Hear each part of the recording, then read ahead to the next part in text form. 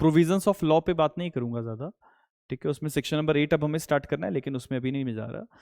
सबसे पहले मैं कुछ केसेस की तरफ आपका रुख लेके जाऊंगा। तो एक केस आपके सामने है, दैट इज, सो देखो एक केस और हमें डिस्कस करना जरूरी है, that is case is ABC versus state NCT of Delhi. This judgement is of 2015 Supreme court,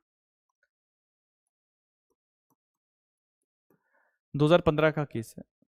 इस केस में हुआ क्या, दो लॉज की इंटरप्रिटेशन के ऊपर बात चल रही है। One is the section 6 of Hindu minority and guardianship act, और दूसरा आपका गार्जियंस एंड वार्ड्स एक्ट के अंदर जो प्रावधान है उसकी बात थी। हुआ क्या कि एक वुमेन है, she delivers a child, let's suppose mister S, लेकिन this lady was an unwed mother. Unwed mother, unwed mother का मतलब इसकी शादी नहीं हुई थी, लेकिन प्रेगनेंसी के दौरान इसने फिर उसके बाद एक बच्चा इस जन्म दिया। और there is a person mister A, ठीक है, who is a biological father. Mister A is the biological father, लेकिन ये चाइल्ड को आप लेजिटिमेट चाइल्ड का दर्जा नहीं दे सकते। करेक्ट? बात समझ में आ रही है सभी को?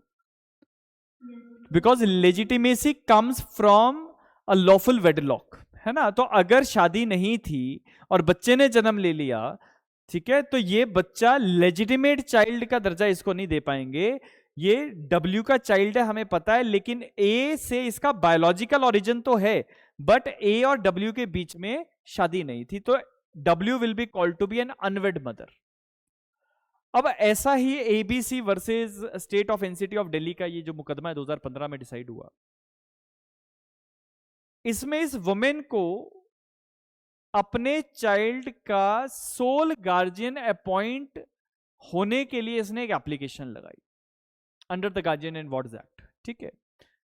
क्योंकि आप लोगों ने अभी अभी पढ़ा, हम जब सेक्शन नंबर 6 की बात कर रहे हैं, तो सेक्शन 6 में फादर एंड मदर की बात हुई। करेक्ट? करेक्ट? यस और नो? फिर इलेजिटिमेट चाइल्ड के केस में mother and after her the father की बात हुई। करेक्ट?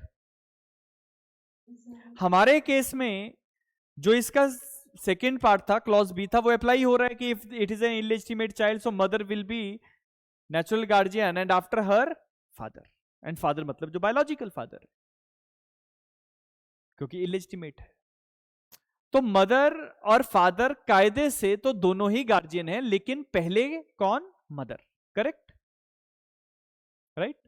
लेकिन अब इस वुमेन ने क्या किया, इसने गार्जियन एंड वार्ड्स एक्ट के अंदर एक मुकदमा किया कोर्ट में, दिल्ली में, और इसका कहना था कि सर मुझे सोल गार्जियन जो है वो आप अपॉइंट कर दीजिए, मिस्टर ए का कोई राइट इस बच्चे पे नहीं होना चाहिए। अब सवाल उठा तो कोर्ट में इश्यूज आए होंगे कुछ, तो पहले तो फैक्ट्स आप देख लीजिए। तो unwed mother sought to be declared as the sole guardian of her child, ठीक है,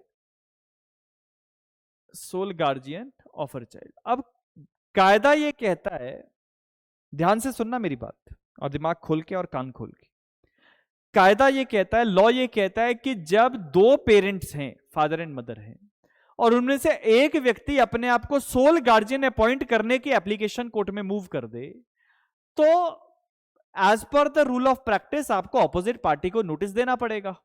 करेक्ट? चाहे वो लेजिटिमेट हो चाहे लेजिटिमेट चाइल्ड हो, लेकिन नोटिस देना जरूरी है। So the court required that notice must be given to the biological father. अब यहां पे सवाल ये उठा कि मदर जो है, मदर ऑफ दैट चाइल्ड ना, वो ये डिस्क्लोज नहीं करना चाहती that who is the biological father of this child. ठीक है, she don't want to disclose. तो अगर डिस्क्लोज नहीं होगा तो नोटिस नहीं जाएगा। ये बात समझ में आ रही है? If this fact is not disclose, how the notice will be serve to the concern person. तो इशू ये है कि can an unmarried mother become sole guardian without informing the father? Without informing the father. अब मैं यहीं पे अगर रुकूं और मैं 2 मिनट के लिए आपकी ओपिनियन इस पे जानना चाहूं, तो आप लोग क्या कहते हैं? बताइए। You people can raise your hand, ठीक है, बताइए। अनलेस एंड अनटिल आपने जजमेंट पढ़ा हो, मैंने वैसे फाइल पहले शेयर कर दी थी, लेकिन फिर भी अगर मैं आपसे पूछना चाहूं तो क्या यहाँ पे इस मदर को सोल गार्जियन अपॉइंट किया जा सकता है? रंजना आप बताइए।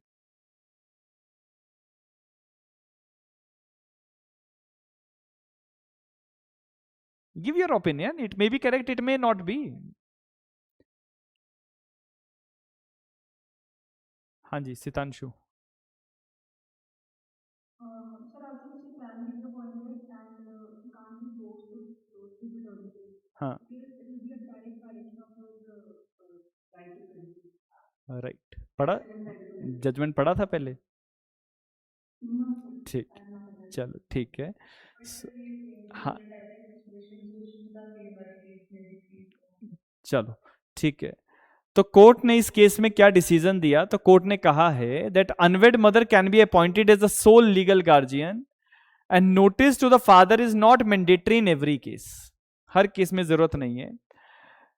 और जो अभी सिद्धांशु ने कहा तो वही चीज आपको यहाँ पे पढ़ने को भी मिलेगी कि compelling disclosure of father's identity may violate the mother's privacy and may not serve the child's welfare, because child's welfare is the paramount consideration ना। तो ये चीज है, और प्रिंसिपल जो कोर्ट ने रखा वो ये है that welfare of the child is a paramount consideration, rights of father are secondary when where circumstances justify and recognition of the autonomy and dignity of the single mother should be there। तो ये तीन points को आपने ध्यान में रखना है। और an unwed mother can be declare to be the sole guardian without father's consent और without prior notice to him. तो ये पॉइंट आपने कॉपी पे अगर लिखना है तो केस का रेफरेंस आप डाल के ABC versus NCT of Delhi करके आप लिख दो।